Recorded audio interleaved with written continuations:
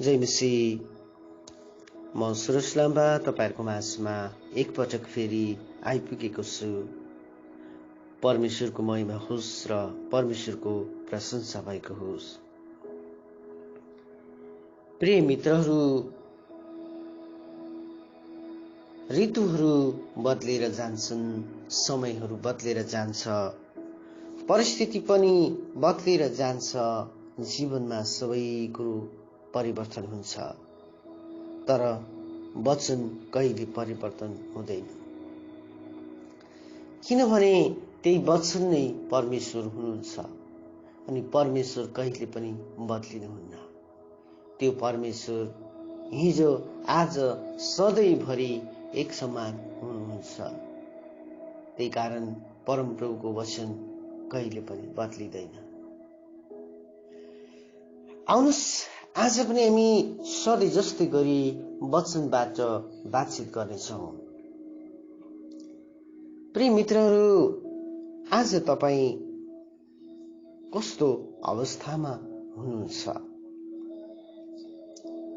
परमेश्वरलाई बाहिर पनि किन तपाईँ मुस्किल घडी भएर जाँदै हुनुहुन्छ?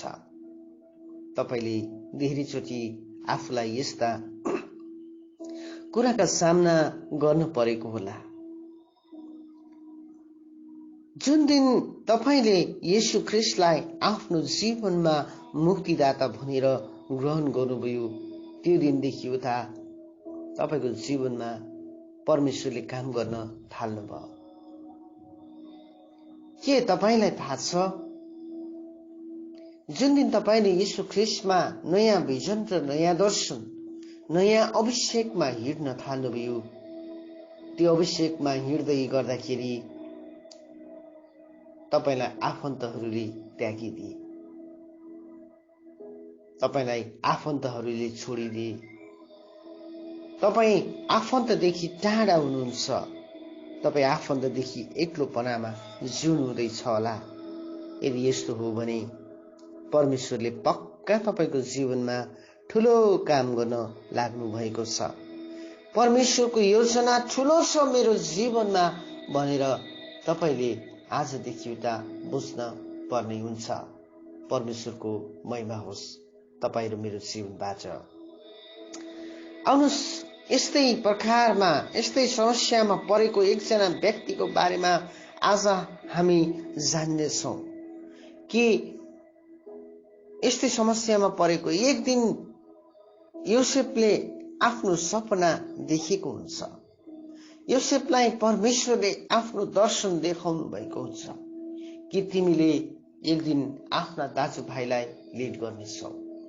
एक दिन तिम्रा दाजुभाइ मुस्किल घडीको समयमा तिमीलाई खोज्न आउनेछन्। मुस्किल र समस्याको परिस्थितिमा तिम्रा दाजुभाइहरू तिमी कहाँ आउनेछन् भन्ने दर्शन उनले देखेका थिए। आउनुस्, उत्पत्ति 37 को 5 पढौं। एकपल्ट योसेफले एउटा सपना देखे। तिनले त्यो सपना आफ्ना दाजुभाइहरूलाई भनेपछि तिनीहरू उनीसँग झन बढी दुश्मनी राख्न लागे। तिनले उनीहरूलाई भने, मैले देखेको सपना सुन्नुहोस्। हामीहरू खेतमा अन्नका बिटा बाँधिरहेका थियौं। मेरो बिटा चाहिँ ठाडो भयो र तपाईहरूका बिटाहरू त्यसका चारैतिर जम्मा भए र मेरो बिटालाई दण्डवत गरे। तिनका दाजुभाइहरूले तिनलाई भने, के त हामीमाथि राज्य गर्ने भइस? के तेरो प्रभुत्व हामीमाथि हुने हो? अनि तिनको सपना र तिनको कुराहरूको कारणले उनीहरूले तिनीसँग झन दुश्मनी गर्न लागे। तब तिनले अर्को सपना देखे र तिनका दाजुभाइहरूलाई यसो भनेर बताए, सुन्नुहोस्, मैले अर्को सपना देखे। सूर्य, चन्द्र र 11वटा ताराले मलाई दण्डवत गरिरहेका थिए। तब तिनले आफ्ना बाबु र दाजुलाई यो सपना बताए। तब तिनका बाबुले तिनलाई हप्काएर भने, तैले देखेको यो सपना के हो? के साँच्चै नै म र मेरी तेरी आमा र तेरा दाजुभाइहरू आएर भुइँसम्मै झुकेर तँलाई ढोगिदिने हो? तब तिनका दाजुहरूले तिनलाई डाहा गर्न लागे र तिनका बाबुले चाहिँ यी कुरा मनैमा राखे भनेर भनेको छ। प्रिय मित्रहरू, आउनुहोस् हामी यसबाट केही गरी बातचित गर्नेछौँ। यहाँ यसरी लेखिएको छ, योसेफ आफ्नो दाजुभाइहरू भन्दा सबैभन्दा सानो थिए भनेर हामी थाहा पाउँछौँ। अनि उनका बाबुले उनलाई धेरै मन पराउँथे, उनलाई बाबुले धेरै प्रेम गर्थे। अनि यो प्रेम गरेको देखेर उनका दाजुभाइहरू धेरै डाहा गर्ने गर्थे। मित्रहरू, जब परमेश्वरको प्रेम तपाईमा आउँछ नि, तपाईको स्वर्गीय बाबुले जब तपाईलाई प्रेम गर्न लाग्नुहुन्छ, त्यति बेला तपाईका मित्रहरूले तपाईलाई त्याग्न सक्छन्, तपाईका दाजुभाइहरूले तपाईलाई त्याग्न सक्छन्। जब तपाई भिजन र दर्शनलाई बोक्नुहुन्छ, जब तपाई अभिषेकलाई बोक्नुहुन्छ, जब तपाईले परमेश्वरको योजनालाई बोक्नुहुन्छ, त्यति बेला तपाईका आफन्तहरूले साथ दिँदैनन्। धेरैचोटि यस्तो लाग्छ, किन हामीलाई मानिसहरूले नबुझेको, किन मानिसहरूले हामीलाई नबुझेको, किन मानिसहरूले मलाई नबुझेको, किन मानिसहरूले मेरो जीवनमा यस्तो भएको भनेर तपाईले धेरैचोटि सोच्नुहुन्छ होला। तपाईले यो योसेफलाई हेर्नु भएको छ के? तपाईले यो योसेफको बारेमा पढ्नु भएको छ? यदि पढ्नु भएको छ भने तपाईलाई थाहा होस् कि योसेफले जब अभिषेक पाए, जब योसेफले परमप्रभुबाट दर्शन र भिजन पाए, त्यति बेलादेखि त उनको जीवनमा समस्या सुरु भयो। समस्या कहाँबाट हुँदैछ भन्दाखेरि उसकै बाबुबाट, उसकै बाबुको घरानाबाट, उसकै बाबुको घरानाबाट, उसकै दाजुभाइहरूबाट उसलाई समस्या सुरु हुँदैछ। अब मजाले सुन्नुहोस्, एक दिन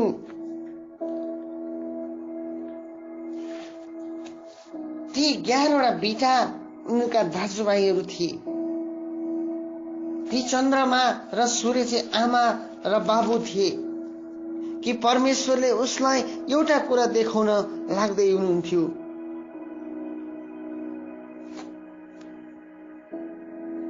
त्यो चाहिँ के भन्दाखेरि अब परमप्रभु परमेश्वरले उसलाई यो कुरा देखाउनु हुँदै थियो, अब आउने दिनहरूमा तिम्रो घरानालाई मुस्किल गरेको समस्यामा तिमीले लिड गरेर लानेछौ।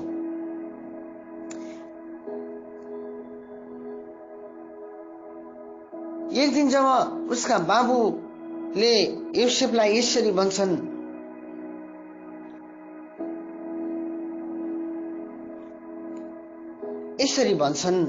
कि योसेफ तेरा दाजुभाइलाई खाना लगिदिएर जा। जब उनी जंगलमा भेडा चराइरहेका थिए उनीहरू, अनि उसका योसेफ खाना लगेर जाँदै गर्छन्। जब उनी खाना लगिदिएर गए,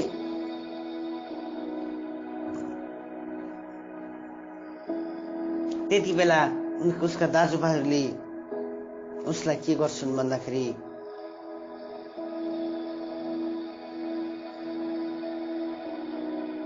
यहाँ तपाईले 37को 20 देखि पढौँ है त। जंगली पशुले त्यसलाई खाएछ क्यारे भने हामी भनौँ र त्यसका सपनाहरू के हुँदा रहेछन् भनेर हेरौँला भनेर उसका दाजुभाइले उसलाई पक्रेर उसलाई मार्न खोजिराखेका छन्। अनि यो अझै तपाईले 14-15बाट पढ्नुभयो भने मजाले तपाईले थाहा पाउनुहुन्छ। जब पिताले उनलाई पठाए, जब उनी दाजुभाइ कहाँ आइपुगे, अनि उनीहरूले दाजुभाइले के गर्दछन् भन्दाखेरि हेर यो दर्शी चाहिँ आयो, अब स्वप्नदर्शी आउँदैछ, लौ अब हामी त्यसलाई मारेर एउटा खाडलमा फालिदेऊ। जंगली पशुले त्यसलाई खाएछ क्यारे भने हामी भनौँ र त्यसका सपनाहरू के हुँदा रहेछन् हेरौला भनेर दाजुभाइले भन्दैछन्। अनि यो सुनेर रुबेनले यसो भनेर उनीहरूका हातबाट तिनलाई बचाउन खोजे। हामीले त्यसको ज्यानै त लिनु हुँदैन। रुबेनले तिनीहरूलाई भने, रक्तपात चाहिँ नगरौं, यहाँ मरुभूमिको यस खाल्डोमा त्यसलाई फालिदेऊ, तर त्यसमाथि हात चाहिँ नउठाऊ। उनीहरूका हातबाट बचाएर योसेफलाई आफ्ना बाबुका पुर्याइदिने हेतुले रुबेनले यसो भनेका थिए। यसैले जब योसेफ आफ्ना दाजुभाइहरूका आइपुगे, तब तिनले ल्याएका राम्रा बुट्टाहरू भएको त्यो लामो लबेदा उनीहरूले फुकालेर खोसे। अनि उनीहरूले तिनलाई समातेर एउटा गहिरो खाल्डोमा फालिदिए। त्यो पानी नभएको सुक्खा खाल्डो थियो। जसै उनीहरू खाना बसे, उनीहरूले यसो भनेर मास्तिर हेरे र मिश्रतिर सुगन्धित मसला, लेप र मुर्र ऊँटहरूमा लादेर लगिरहेका गिलादबाट आएको एक इस्माइली यात्री दललाई देखे। तब यहूदाले आफ्ना दाजुभाइहरूलाई भने, हामीले आफ्नो भाइलाई मारेर त्यसको रगत लुकाएर हामीलाई के फाइदा हुन्छ? आओ अब त्यसलाई इस्माइलीहरूका हातमा बेचिदिउँ। हामी त्यसमाथि हात चाहिँ नउठाउँ, किनकि त्यो हाम्रै भाइ, हाम्रै जीव जस्तै हो। उनका दाजुभाइले उनको कुरा माने। यसकारण जब मिधानी व्यापारीहरू त्यही बाटो भएर आए, तब युसुफका दाजुहरूले तिनलाई खाल्डोबाट तानी निकाले र ती इस्माइलीहरूका हातमा चाँदीका 20 सिक्कामा बेचिदिए। अनि तिनीहरूले युसुफलाई मिश्रमा लगे भनेर भन्छ। प्रियहरू, धेरैचोटि उसले दर्शन देख्दैछ कि उसका 11 जना बिटा, गहुँका बिटा या जौका बिटाले उनलाई घोप्टो परेर दण्डवत गरिरहेको। तर उसले अरू के देख्दैछ भन्दा, उसको चलिरहेको जीवनमा उसले के देख्दैछ भन्दाखेरि उसका दाजुभाइले उसको शरीरमाथि आक्रमण गरेका छन्, उसको ज्यानमाथि आक्रमण गरेका छन् अनि उसलाई मार्न खोजिराखेका छन्। प्रियहरू, तपाईँ र म जब भिजन र दर्शन बोक्छौं नि, हाम्रो वस्त्र उतार्नेहरू, हाम्रो इज्जत उतार्नेहरू हाम्रा आफन्त हुन्छन्। हाम्रा घरबाट हामीलाई समस्या सुरु हुन्छ। तपाईँ समाज र जातिसँग लड्न सक्नुहुन्छ, तर तपाईको घर परिवारसँग लड्न सक्नुहुन्न। यसैकारण उसको वस्त्र यहाँ खोलिदिँदैछ अनि उसलाई बेचिदिँदैछ। उसले देखेको सपना, उसले देखेको दर्शन उसलाई जब बेच्दै गर्दा बाइबलले मजाको कुरा भन्दैछ, युसुफ कहिले पनि गनगन गरेन। उसलाई थाहा थियो परम प्रभुले मलाई दर्शन दिनुभएको छ। उसलाई यो थाहा थियो परमेश्वरले उसलाई भिजन दिनुभएको छ। जस्तै परिस्थिति आए पनि परमेश्वरले उसलाई बचाउनुहुनेछ भन्ने दर्शन उसले पाएको थियो। जब ऊ मिश्रमा पुग्दा फारोको पत्नीले उसको वस्त्र उतार्न खोज्छ। प्रियहरू, उसको वस्त्र उतार्न खोज्छ।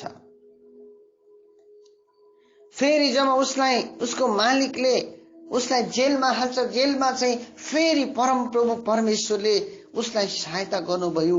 परम प्रभु उसँग रहनु भएको थियो, परम प्रभु उसँग हुनुहुन्थ्यो भनेर बाइबलले भन्छ। परमेश्वरले एक दिन उसलाई मिश्रको प्रधानमन्त्रीको रूपमा बनाउनु भयो। यो भनी सक्दै एक दिन अनिकाल पर्यो। उसले देखेको सपनाको दर्शन अब पुर्याउने बेला आएको छ।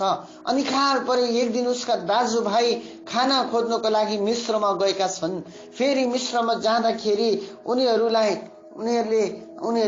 उनीहरूले उसको दाजुलाई भेट्छन्, भाइलाई भेट्छन् र उसलाई दण्डवत गर्छन्। खराब परिस्थितिबाट भएर जाँदाखेरि हुनाउने कुराका परिस्थितिलाई बताउन पूरा गर्नका निम्ति परमेश्वरले तपाईलाई समस्याबाट बाहिर लानुहुन्छ। परमेश्वरले तपाईँ र मलाई परिस्थितिबाट बाहिर लानुहुन्छ अनि त्यहाँबाट हामीलाई बाहिर निकाल्नुहुन्छ।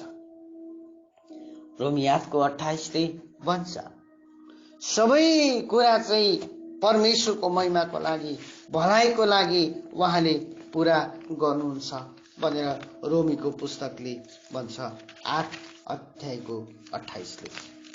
हामी पढौं है त। यहाँ यसरी लेखेको छ हामी जान्दछौं उहाँलाई प्रेम गर्नेहरू र उहाँका अभिप्राय अनुसार बोलाएकाहरूका निम्ति हरेक कुरामा परमेश्वरले भलाइ नै गर्नुहुन्छ भनेर भन्छ। प्रियहरू, हाम्रो भलाइको निम्ति परमेश्वरले काम गर्नुहुन्छ। खराबी हाम्रो जीवनमा कहिले पनि राज्य गर्न सक्दैन। केही समय यस्तो कुरा आउँछ होला कि परिस्थिति आउँदै गरेको देख्दा तपाईले यो सोच्नुहुन्छ होला मैले त दर्शन र विजन देखेर प्रभुमा आएको हो, किन यस्तो समस्या भयो, किन त्यस्तो समस्या भयो। परम प्रभु परमेश्वरले तपाईलाई त्यहाँबाट ठूलो पदमा राख्न लाग्नु भएको छ। तपाईलाई राजाले उत्तम ठाउँमा राख्न लाग्नु भएको छ। एक दिन राजाले उसलाई याद गर्छ अनि उसलाई जेलबाट निकाल्छ र उसलाई पूरा राज्यको प्रधानमन्त्री अधिकार दिन्छ। प्रिय मित्रहरू, तपाई र म पनि त्यो ठाउँमा पुग्ने बेला आएको छ। तपाई कहाँ हुनुहुन्छ आज? तपाई के गर्नु हुँदैछ आज? परमेश्वरले तपाईको जीवनमा ठूलो योजना राख्नु भएको छ। जब तपाई अभिषेक पाउनुहुन्छ त्यति बेला तपाई माथि पुग्नुहुन्छ भनेर नसोच्नुहोस्। अभिषेक जब तपाईको जीवनमा आउँछ, अभिषेक जब तपाईको जीवनमा आउँदै गर्दाखेरि तपाईले समस्याका सामना पनि गर्न पर्ने हुन्छ। अभिषेक आउँदै गर्दा तपाईलाई मनपर्ने मानिसहरूले तपाईलाई छोड्न थाल्छन्। अभिषेक आउँदै गर्दा तपाईलाई रुचाउने मान्छे तपाईदेखि टाढा जान थाल्छन्। अभिषेक आउँदै गर्दा मानिसहरूले तपाईलाई त्याग्न सक्छन्। अभिषेक आउँदै गर्दा मानिसहरूले तपाईलाई बेइज्जत गर्न सक्छन्। अभिषेक आउँदै गर्दा मानिसहरूले तपाईको वस्त्र खोल्न थाल्छन्। तपाईको इज्जतलाई धच्चिया उडाउन थाल्छन्। त्यति बेला पनि तपाई शान्त भएर परम प्रभुसँग प्रार्थना गर्नुपर्छ। तर परमेश्वरले एक दिन तपाईलाई माथि राख्नुहुनेछ। एक दिन दाउदलाई सामुएलले राजा अभिषेक गरे। राजा अभिषेक गर्दा बित्तिकै परमेश्वरले उलाई राजाको पदमा राख्नु भएन। उसले आफ्नो पदमा उसले आफ्नो राज्य प्राप्त गर्नका लागि धेरै संघर्ष गर्न पर्यो। धेरै संघर्ष। जबसम्म ऊ राजा अभिषेक भएको थिएन तबसम्म ऊ जंगलमा थियो। तबसम्म ऊ भेडा बाख्रासँग थियो, परमप्रभुको आराधना गर्थ्यो। तबसम्म उसलाई कुनै चीजको परिस्थिति थिएन। ऊ जंगलमै बस्थ्यो, जंगलमा भेडा बाख्रासँग ऊ आराधना गर्दै थियो। ठिकै थियो। जुन दिन ऊ राजा अभिषेक भयो त्यो दिनदेखि उता समस्या सुरु भयो। ऊ भाग्दै भाग्दै भाग्दै भाग्दै कहिले जंगलमा, कहिले मरुभूमिमा, कहिले कहाँ उसलाई दौड्न पर्यो। तर एक दिन परमेश्वरले उसलाई उसको पोजिसनमा ल्याउनु भयो। प्रियहरू, म आज तपाईलाई इन्करेज गर्छु। समस्या आइराखेको देख्दा तपाईले यो सोच्नुहुन्छ होला किन यस्तो भएको, म त परेशान भए, म त समस्यामा परे, म त नष्ट हुन्छु होला। होइन प्रियहरू, तपाई यो बुझ्नुहोस्, मेरो जीवनमा परम प्रभुको आशिष रहेछ। मेरो जीवनमा परमेश्वरले योजना बनाउनु भएको रहेछ। मेरो जीवनमा ठूलो योजना परम प्रभुको रहेछ। अब पूरा हुने बेला आउँदैछ। अब म देख्ने बेला आउँदैछ। अब मैले त्यो ठाउँलाई प्राप्त गर्ने बेला आउँदैछ। अब त्यो ठाउँमा पुग्ने बेला आउँदैछ भनेर तपाईले पर्खिनु पर्ने हुन्छ। तपाई राजाले सम्मान गरेको व्यक्ति हुनुहुन्छ। तपाईलाई राजाले जब सम्मान गर्नुहुन्छ नि तब शक्तिशाली काम हुन थाल्छ। तब महिमाको कुरो तपाईँको जीवनबाट बग्न थाल्छ। हरेक परिस्थिति भएर जाँदै गर्दाखेरि परमेश्वरले तपाईँको जीवनमा भलाइ उत्पन्न गर्नुहुन्छ। यदि योसेफ मिस्रमा पहिल्यै नपुगेको भए उसको घरानाले त्यो अनिकालको समयमा खानु पाउँथेन होला। त्यो अनिकालको समयमा उसको घरानाले त्यहाँ गएर बस्न पाउँथेन होला। उसका डल्लै परिवार त्यो ठाउँमा पुगे, किनभने बाटो पहिल्यै तयार गर्नका लागि परमेश्वरले योसेफलाई त्यो ठाउँमा पुर्याउनु भएको थियो। उसको जीवनमा थुप्रै समस्या आए, उसको जीवनमा परिस्थिति आए, तर परमेश्वरले उसलाई सहायता गर्नुभयो। परमेश्वरले उसलाई मद्दत गर्नुभयो। परमेश्वरले उसलाई अनुग्रह गर्नुभयो। प्रिय मित्रहरू, मेरो साथीभाइहरू, दिदीबहिनीहरू, म तपाईलाई आज यो उत्साह गर्छु। तपाईको जीवनमा समस्या आएको होला, परमेश्वरले आफ्नो अभिषेक तपाईकोमा छ। तपाईको जीवनमा परिस्थिति होला, अभिषेक तपाईसँग छ। जब अभिषेक छ भने एक दिन तपाईँ विजय हुनुहुन्छ। अब महिमा गर्ने बेला आएको छ। अब उहाँको महिमा र प्रशंसामा जिउने बेला आउँदैछ, कारण अभिषेकले तपाईलाई चलाउँदैछ। परमेश्वरको महिमा होस्। तपाईको जीवनमा परमेश्वरले उत्तम कुरा गर्न लाग्नु भएको छ। म तपाईलाई यो उत्साह गर्छु, आज योसेफको घटनालाई पढ्नुहोस्। परमेश्वरले उसलाई माथि लानुभयो। परिस्थितिबाट भएर जाँदै गर्दा, मानिसहरूले को बीचमा गुलामीपनमा जाँदै गर्दा, मानिसहरूको हातमा बेचिँदै गर्दा, उसको लुगा उतारिँदै गर्दा, उसले कहिले पनि परमेश्वरलाई यो भनेन, प्रभु मलाई किन यस्तो। उसले परम प्रभुतिर हेर्न छोडेन अनि परमेश्वरले उसलाई माथि लानुभयो। प्रियहरू, आज तपाईको पालो हो। तपाईलाई परमेश्वरले उच्चमा राख्नुहुनेछ अनि उहाँमा भरोसा पर्नुहोस्। परमेश्वरको महिमा होस्। आजको वचनबाट प्रभुले तपाईलाई आशीष दिनु। जय मसीह।